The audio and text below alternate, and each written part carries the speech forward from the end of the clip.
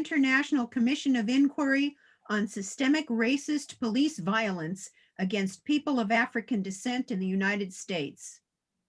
These hearings are a process by which witnesses can present accounts of the unjustified killings and maimings of Black individuals by police officers in the United States before an international panel of human rights experts. We now begin the hearing of Aaron Campbell. My name is Marjorie Cohn, and I am the rapporteur for this hearing. Presiding over this hearing today is Commissioner Max Bokwana of South Africa and Commissioner Peter Herbert of the UK and Kenya.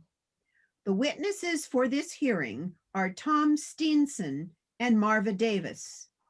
There will be 50 minutes for this hearing. Witnesses will testify, followed by a period of questions from commissioners. I will call time at the 30-minute mark and the 45-minute mark. Please excuse my interruptions. Commissioners Bokwana and Herbert, I now present to you the first witness, Tom Steenson. Tom Steenson, please confirm your name. Tom Steenson. Do you promise that your testimony to the Commission of Inquiry will be true to the best of your knowledge and belief? I do. You may begin. Thank you for giving me and Marva Davis, Aaron Campbell's mother, an opportunity to talk to you today about his death. I'm a retired civil rights attorney. In over 40 years of practice, one of my specialties was police misconduct cases. I represented Marva Davis and Aaron's estate in litigation against the city of Portland and its police officers responsible for the unjustified killing of her unarmed son by shooting him in the back. Exhibit 31, please.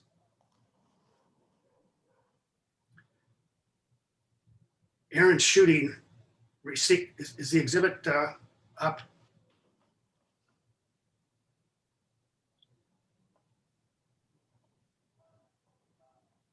We'll move on.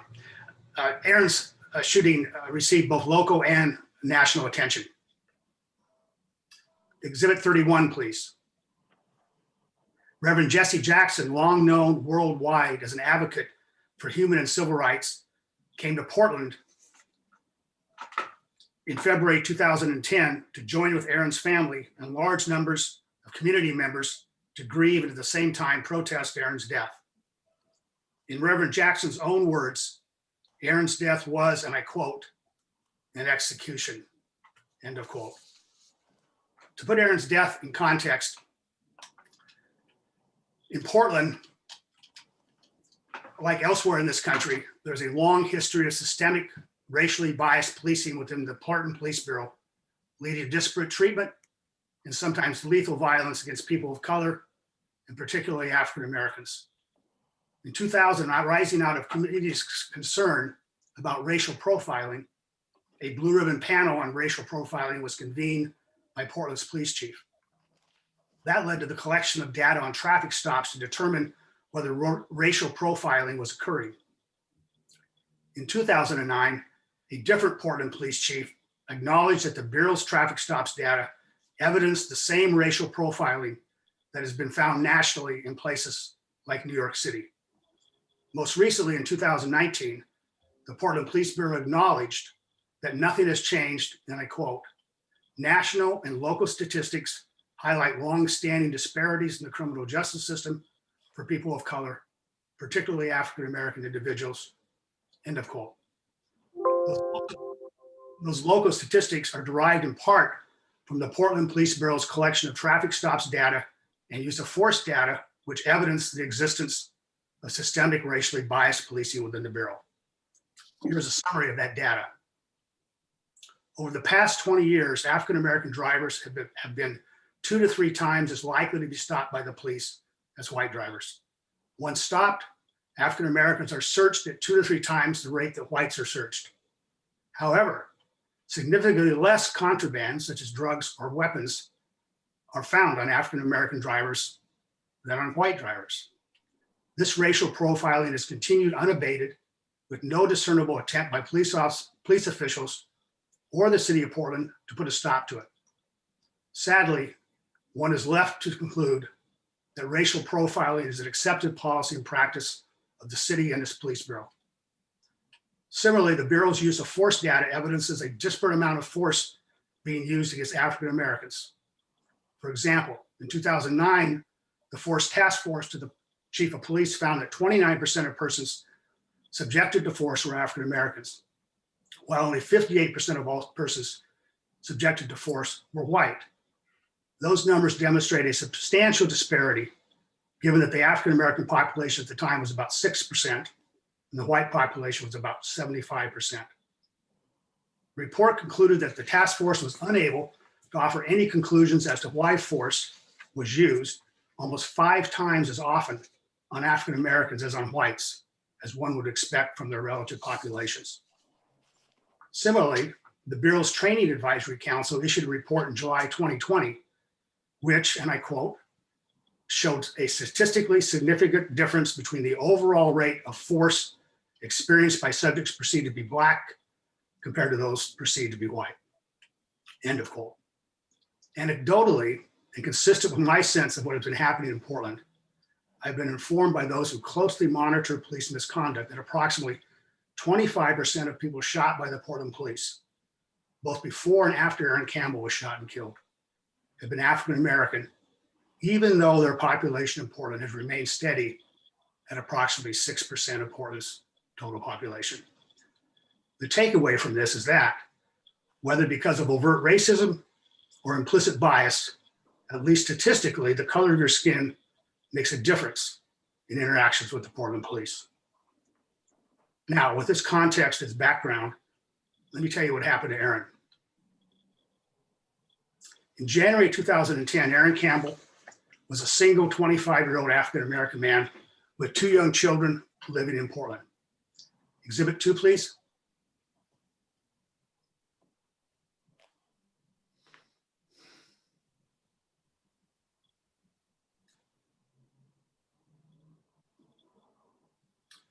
This photo shows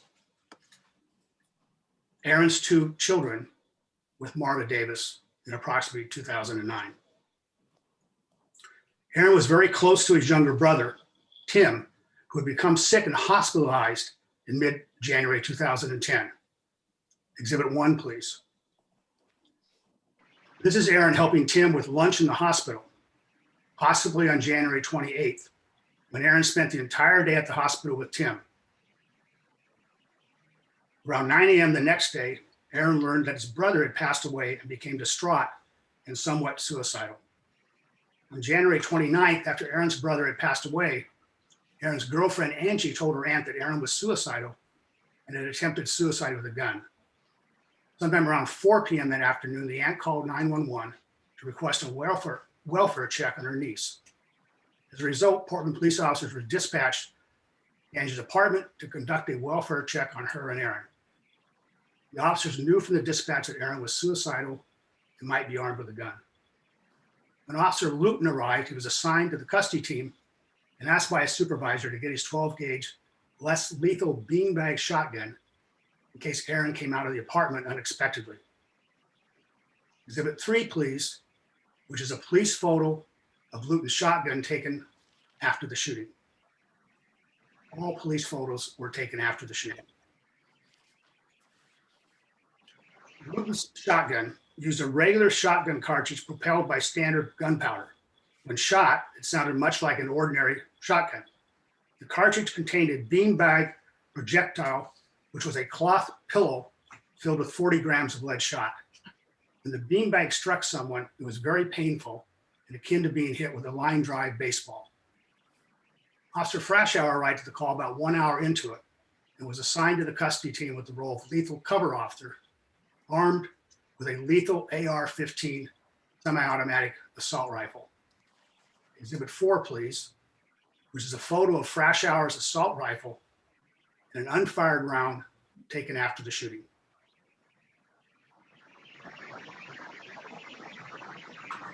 After Angie left her apartment, Luton overheard her tell the police that Aaron had calmed down and was in the apartment. The police going into the apartment would aggravate the situation, that Aaron had a gun and that her 3 small children were inside the apartment. By the time Frashauer arrived, other officers were positioned around the apartment complex and the location contained and had Angie's apartment under surveillance. Frashauer and Luton positioned themselves behind a police car in the middle of the parking lot with its driver's side door open. Exhibit 5, please. This diagram was prepared by the police indicating where the apartment was located, where officers Frashauer and Luton were positioned behind a police car with the driver's side door open in the middle of the parking lot, and where the other 12 officers and 2 sergeants on the scene were positioned. Yeah. Added to the original police diagram is the path Aaron took in the parking lot with the arrows, which I will discuss in a moment. The parking lot was well lit and there were no obstructions to vision. Exhibit 7, please. This police photo contains a view looking south from behind the police car where Frashauer and Luton were positioned. Exhibit 11, please. This police photo contains a view looking north towards the police car where Frashauer and Luton were positioned. After he arrived, Frashauer learned that Angie was out of the apartment, but the 3 children were still inside. He also learned there was a text message from Aaron to Angie stating something like, "Don't make me get my gun, I ain't playing." Frashauer and Luton knew there were numerous officers on the scene and that other officers were working to communicate with Aaron, who was in the apartment with the children. Shortly after arriving at the scene, the 3 young children left the apartment and came out into the parking lot. A minute later, Sergeant Reyna radioed that officers were to hold their positions. 16 minutes later, the sergeant radioed that they were on the phone with Aaron. 7 minutes later, the sergeant radioed that they were getting positive feedback from Aaron and were still in communication with him. Although the police had suggested to Aaron that he come out of the apartment, that information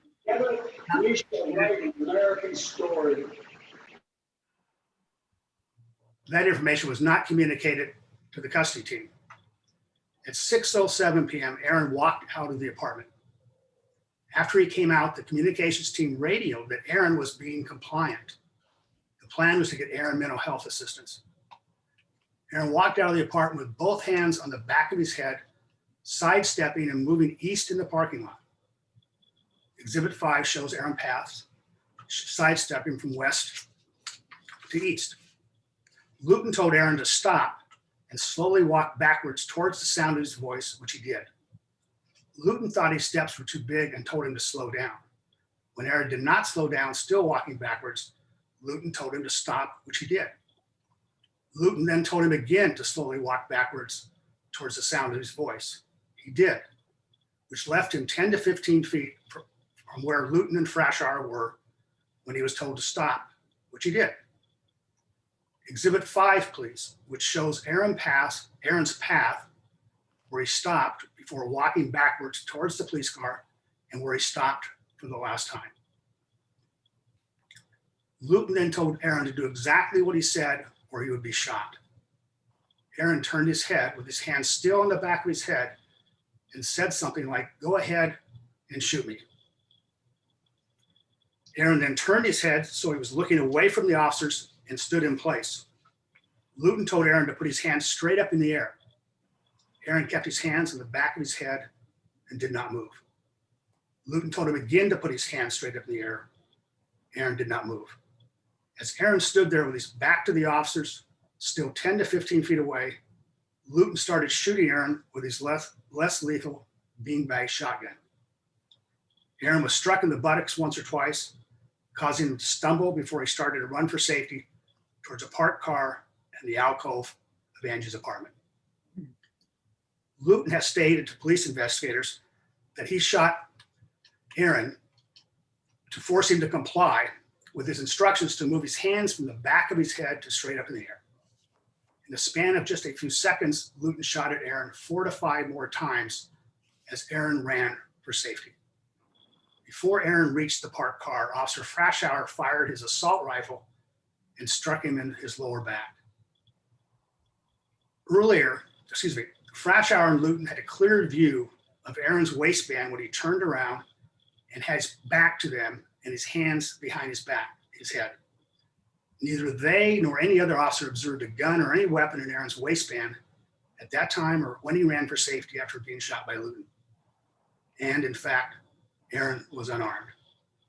30 minutes elapsed before the police allowed any medical attention to be given to Aaron. By then, he was dead. There was disputed evidence regarding what Aaron did with his hands while running. Frashauer has given conflicting statements. After Aaron was shot and fell to the ground, Officer Frashauer looked at Officer Luton and said, and I quote, "His hands were going towards his waistband, and I thought he had a gun," end of quote.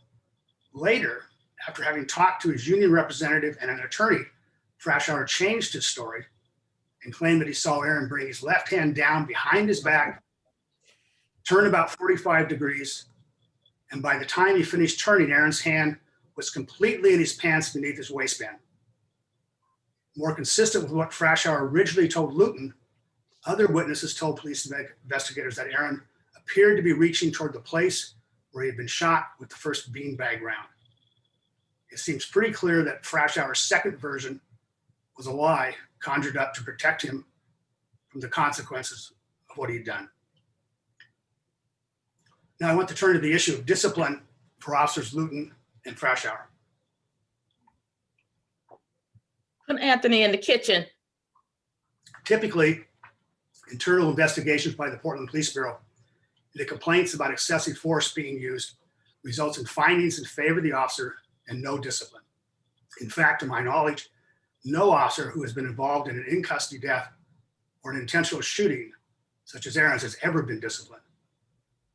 Over several months following Aaron's death, there were several Portland Police Bureau internal investigations and reviews, all of which found that Officers Luton and Frashauer had violated Bureau policies and training.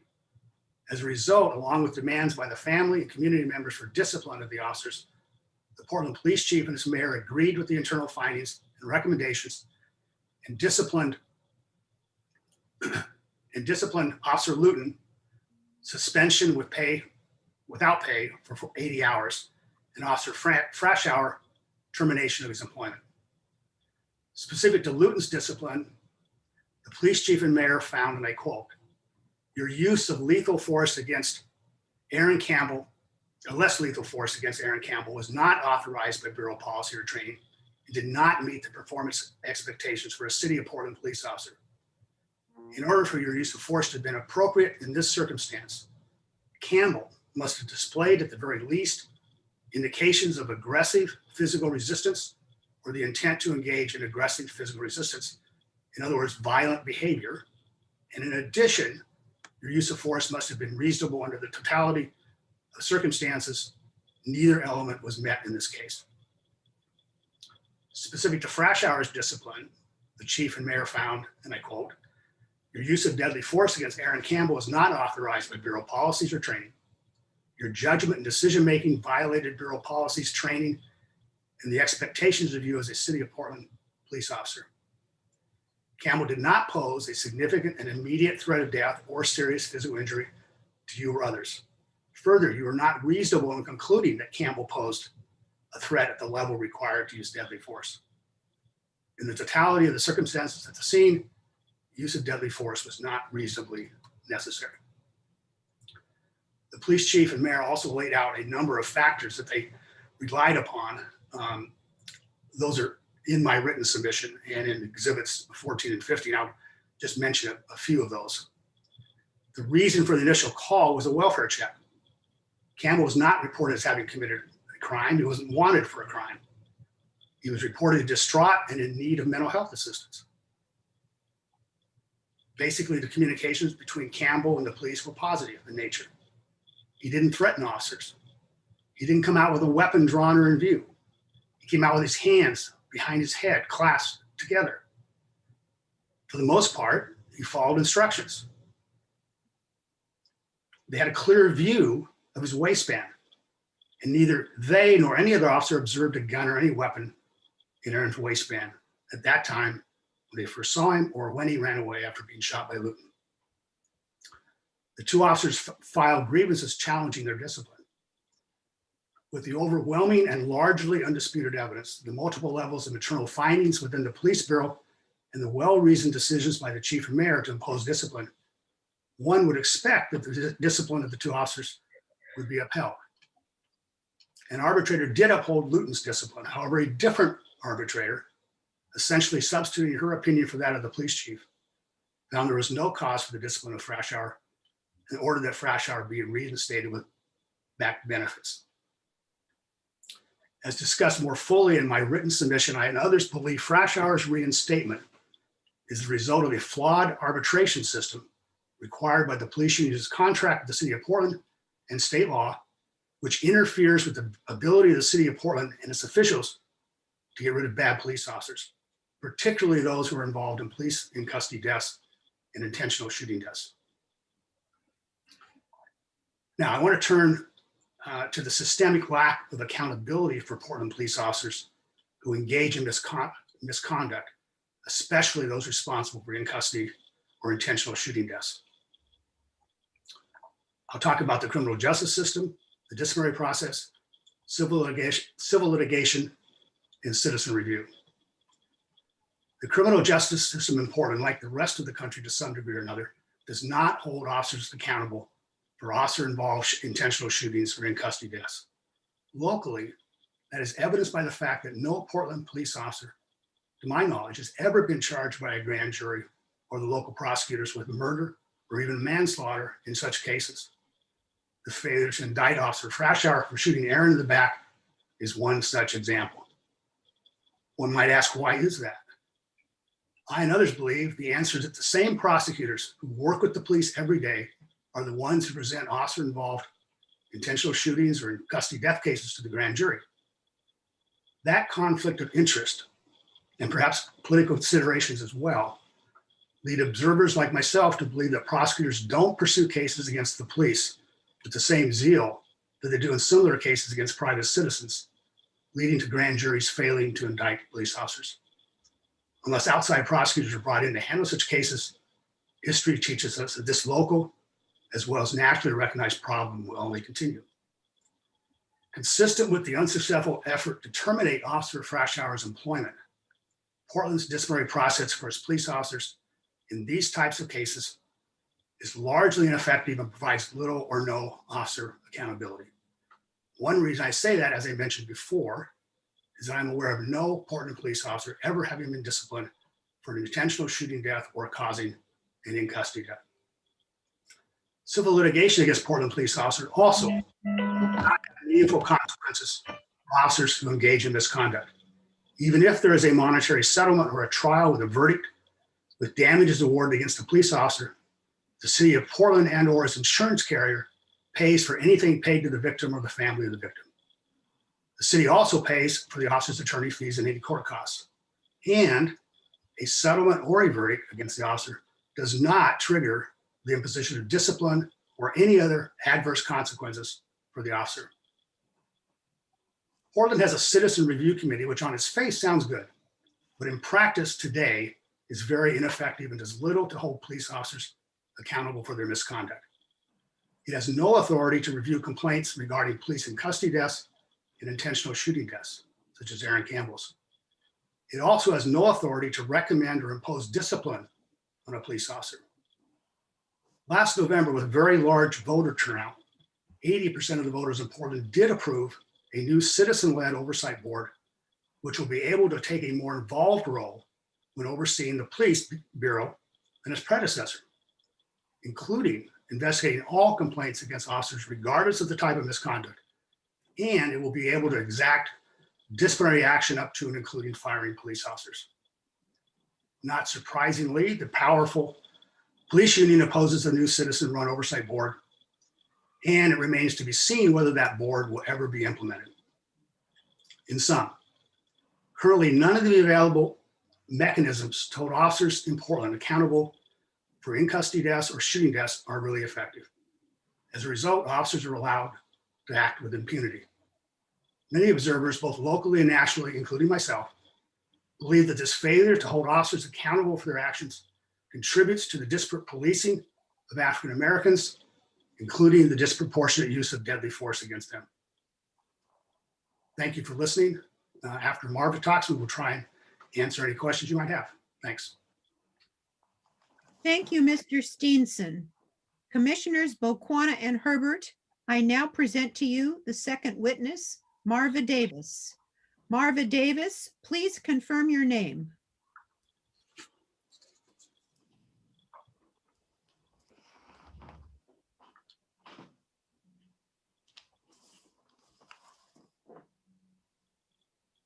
Marva Davis, Marva, you have to unmute. Oh, you need, Marvin, Thanks. Marvin and Davis. Yes, do you promise that your testimony to the Commission of Inquiry will be true to the best of your knowledge and belief? I do. You may begin. Okay. I come before you today with a heavy heart. A heavy heart because for the last 45 days, I've been caring for my dying mother, and she died January the 2nd. It is painful for me to be here because in the last 10 years of my life, I have lost people who were closest to me. Please get that. Thank you. Just turn it off. Just turn it off, please. First, my two sons who died January 29, 2010, and now my mother. But today, I want to focus on my son, Aaron Campbell. It is painful for me to relive the death of my son. The impact that it has on my family is a great loss. My grandchildren are growing up without a father, and we miss Aaron very much. Every time someone is killed by the police, it takes us back to that day when Aaron was shot in the back. Many Black families do not even trust the police department. I have talked to Black leaders, community leaders, and their message to the Black community is do not call the police. And when you come in contact with the police, immediately begin to record, remain silent, and call someone to let you know you're in the presence of the police officer. I hope there is a bigger purpose in this gathering.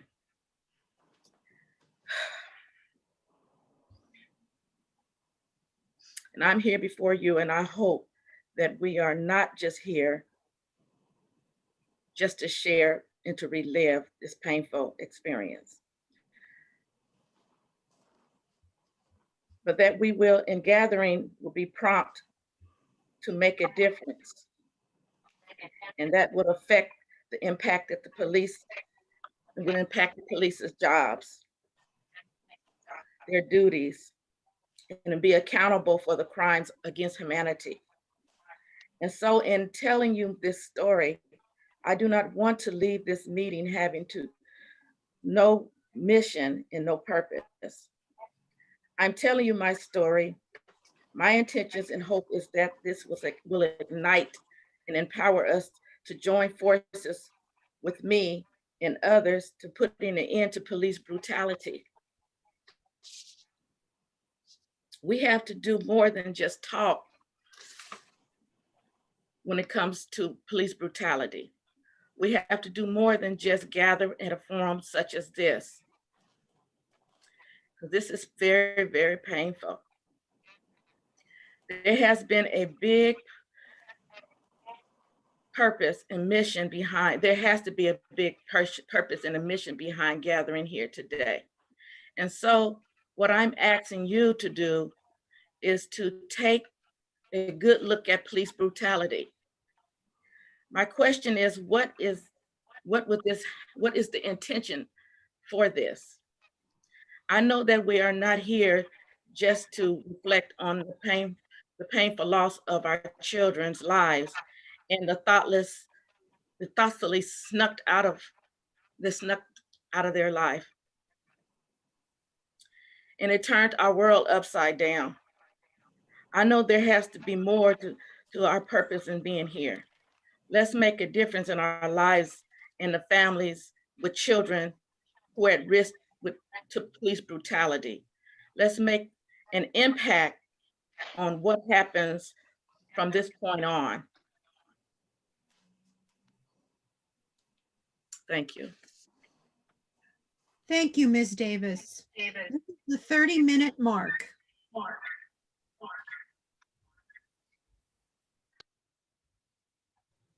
Can I? Sorry, Peter. Can I kickstart Peter quickly?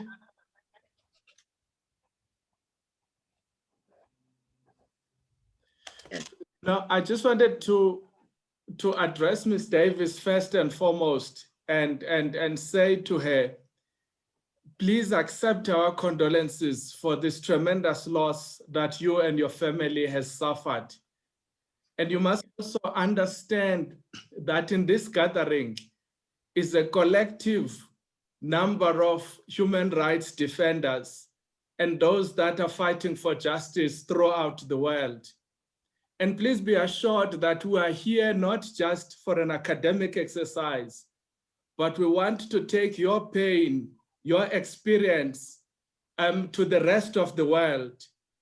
We want to take your pain, your experience, and those that are like you to the collective body of the nations, the United Nations, so that all of us, with the result of your experience and many of people similar to your situation, can find a collective way to say, how do we ensure that police that are meting out this type of brutality are held to account?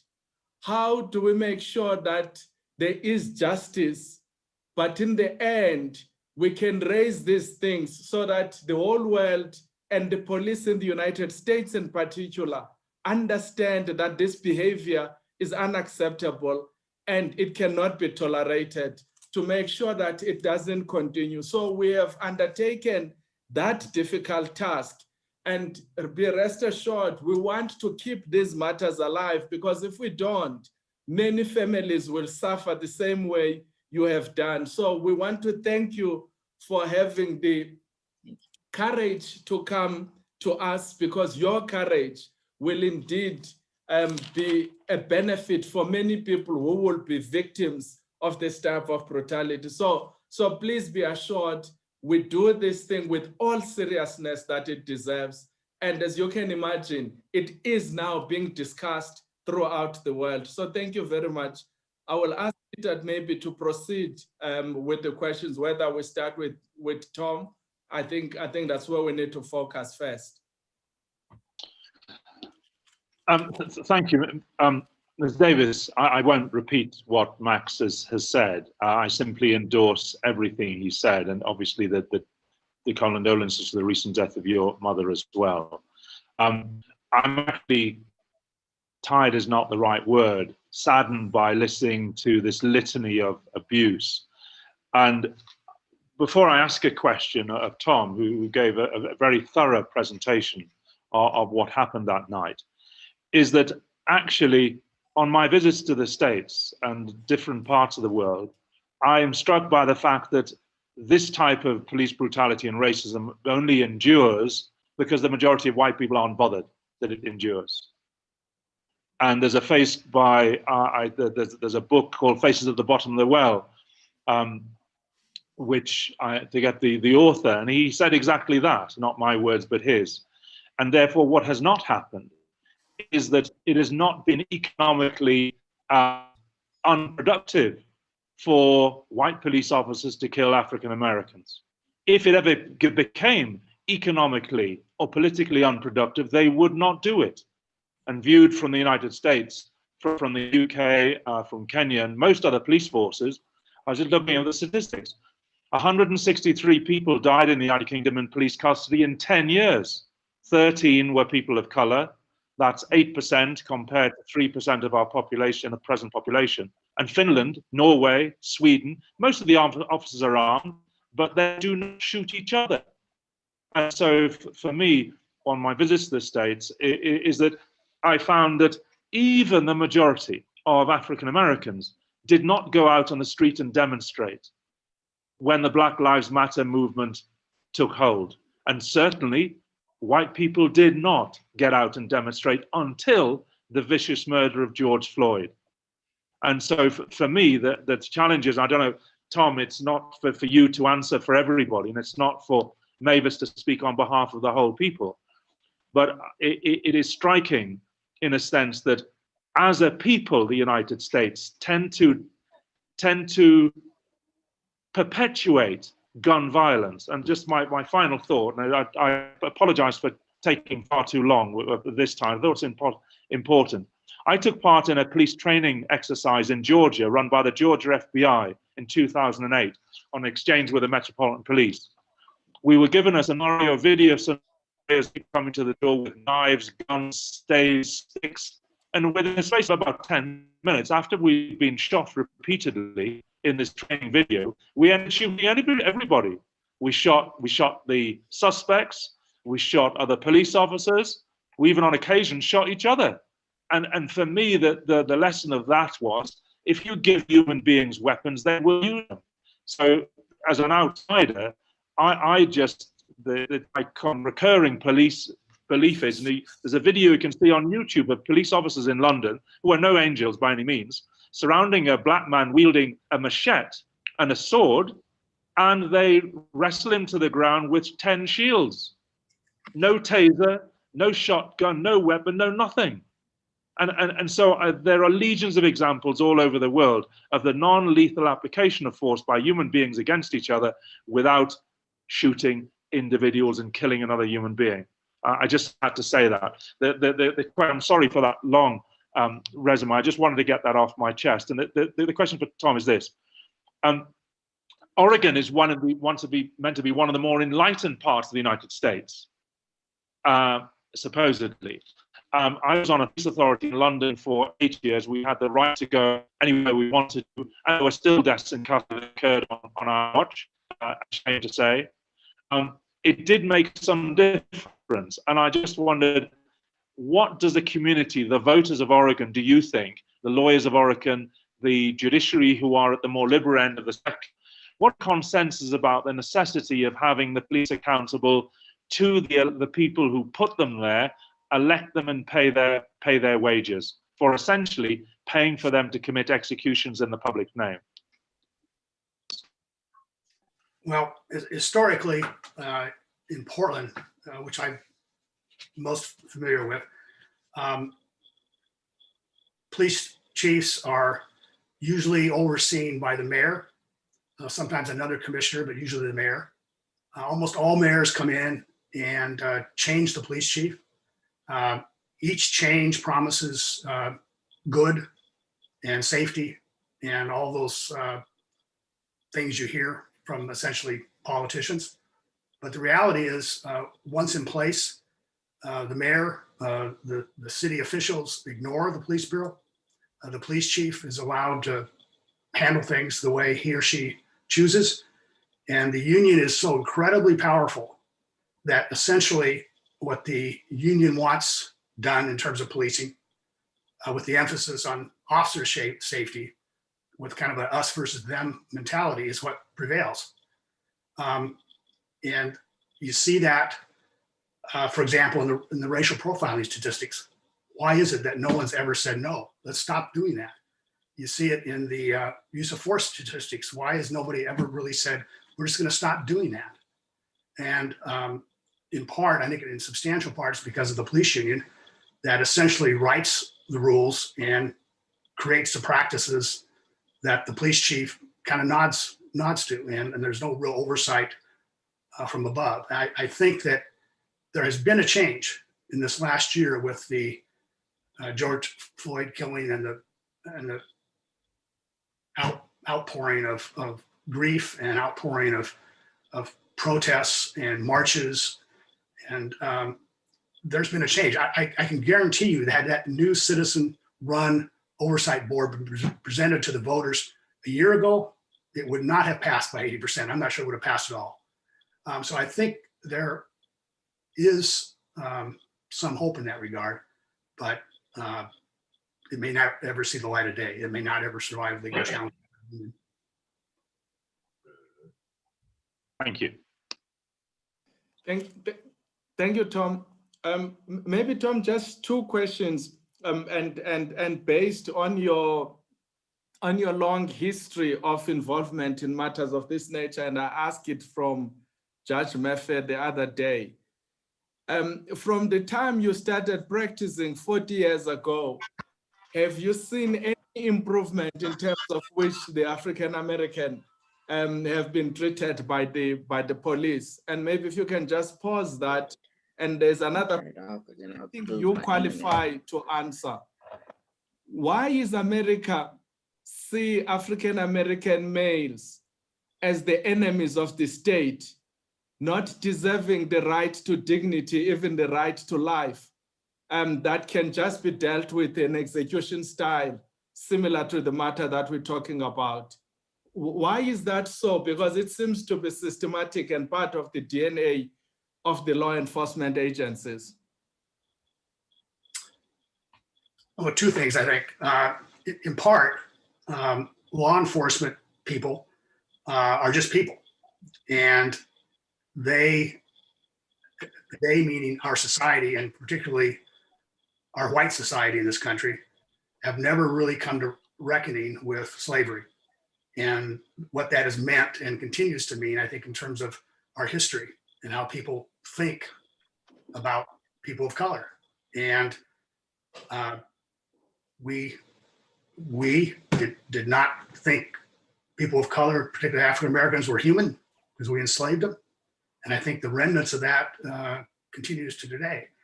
I also think within police departments in this country, they're kind of a quasi-military organization. They have a structure, they have command levels. They think about military approaches, uses of force, as opposed to peaceful interactions. And that could be changed. But no one, as I mentioned before, no one over the history of the 40 years I've been doing police cases in this town has ever really done anything to change it. You know, they tinker with the policies, they tinker with the training, but the basic attitude of us versus them in that police department remains the same. And another thing I would mention, I don't know what the percentage is because they won't give us addresses. There's no requirement that police officers live in Portland. So they flee to the suburbs. And so not even part of this community in that sense. And I think that would make a difference if officers were actually from the community, living in the community that they're also policing rather than going home at night to some other place. If this was really their home, I think that might help. It's a small point, but I think that's something that could be accomplished. Thanks. Yes, Peter. Yes, thank you. I know there were calls for defund the police, but actually what that I understood it to mean is that you'd reallocate police resources into prevention of crime. So I understood that it would be about drug rehabilitation, it would be about diverting young people from crime, it would be about accessing people to mental health professionals so that you would not, in many cases, even call a police officer. It would be a social worker or mental health worker that would attend. And to what extent do you think the BLM movement and the suffering of Ms. Davis and many others across the United States may lead to a sea change in the way that the police are actually funded and where those funds are allocated? I think it remains to be seen whether that's really going to happen. Again, the police unions are so powerful and so well connected. I'm not sure that's a reality. I will say that there is some, I don't know what the numbers are in terms of money, but there is some reallocation of resources going on in Portland right now. At least what they say they're going to do is start sending out to a call like Aaron's. It's a mental health call. It's a welfare check. And they didn't have a single person there who had any experience in dealing with people on a mental health level. There weren't any professionals there with those kinds of skills and experiences to interact with Aaron. Instead, it was a police effort with guns, and that's the wrong approach. There is some change now where they're going to start sending out people to welfare calls or mental health crisis situations, people with training and supposedly without the police being there, at least the police not being the front line of the interaction. And that will, I don't know whether it's going to reduce the overall police budget or not, whether it would be that kind of defunding. I'm not sure where the money's coming from. There are 5 minutes remaining in the hearing. Thanks, Marjorie. Just one last question, Tom. What role then should be of the community oversight or the police inspectorate directorate can play in, firstly, in keeping up the standards consistent with the Constitution and dignity to people, and also dealing specifically with the brutal police from various police divisions? Well, I think it remains to be seen. One thing that the city of Portland and its police bureau have been very skilled at over the years, because we are, seen as an enlightened city, so to speak. They are very good at saying yes to the citizens. Give us your input. Tell us what you think. And then they ignore it. I was on an oversight board for 2 years as an adjunct to the Department of Justice coming in and overseeing the city and its police bureau. And we probably passed 50 to 60 recommendations with I don't know how many subparts. And they were taken from some of the best police practices in this country, approved by the Department of Justice in other cities like Seattle and New Orleans. And those recommendations, for the most part, got put on a shelf someplace and were never implemented. And so again, the people at the top don't take control, and the people that control the bureau, in large part the union, they don't want those changes. They don't want to be, from their point of view, hamstrung in how they use force or who they get to stop. They want it to be wide open, and that's how it remains. Thank you. Peter, you can conclude. Yes, thank you very much, Max. And just something slightly anecdotally is that one of the things that I encountered in terms of the policing that I saw in the US and the interaction was the fact that I think they said, this is what the Georgia Police FBI said, that a decision on whether to shoot or not is made within half a second, and that by the time somebody turns their back and runs away, if that's the situation, then obviously it wasn't here, the decision, the brain has made a decision to shoot, and there's another second passes before that is communicated and actioned. So people can quite often, and we certainly did it, shot people in the back repeatedly when they no longer presented any threat whatsoever. And the thing that I was left with is the fact that for the United States, to love guns means you actually love killing people. The sad fact is, if you give guns and racism and put them together, we are likely to be the victims. And for my lesson in leaving the US was, unless that dynamic changes, then in a sense, it's difficult for Ms. Davis and anybody else in the US to feel safe. And certainly going to the United States, it is one of the worst countries in the world that I feel safe as a person of color. And that has got worse as year by year passes. And I know from South Africa, it's not an easy place. I think the last time in I left Durban, there was police killings of each other were about 18,000 a year. The violence in Colombia was about 3,500 a year at the height of it. So I think I would hope, and I don't know whether the contributors think this appropriate, there has to be an international response where the United States is held to account to the highest international standard. And if possible, police officers are prosecuted, then they are, in a sense, public protest must be manifest and must be massive, peaceful, obviously, and it must be economically driven. I cannot imagine that the power of the Hispanic and African American community purchasing power is able to maintain a system of injustice like this. If you withdraw your money, then that is certainly what happened in the 1950s and 60s, and it had an impact. I've just not seen it happen in the US or anywhere else. And you will know in South Africa that the boycotts in sport and the economic boycotts did have a powerful impact. And there's nothing that seems to be on the table that I've heard in these few days of the like that we're proposing. This concludes the hearing in the case of Aaron Campbell. Hearings will resume tomorrow. Thank you. Excuse me, Ms. Cohn and commissioners and witnesses, I just wanted to let people know very briefly, because you may have seen Mr. Lennox Hines. He is the coordinator of the International Commission of Inquiry on systemic racist police violence against people of African descent in the United States. And you may have seen Mr. Hines at various times on video throughout these proceedings. So just to introduce him to attendees, Lennox S. Hines is a professor emeritus of law and a former chair of the Administration of Justice program, Rutgers University, New Brunswick, New Jersey, a graduate of the City College of New York and Rutgers Law School. He was awarded City College's highest Townsend Harris Alumni Award and Rutgers Law School's J. Skelly Wright Award for contribution to civil rights. He was a Charles H. Revson Fellow, Center for Legal Education and Urban Policy at the City College of New York from 1979 to 1980.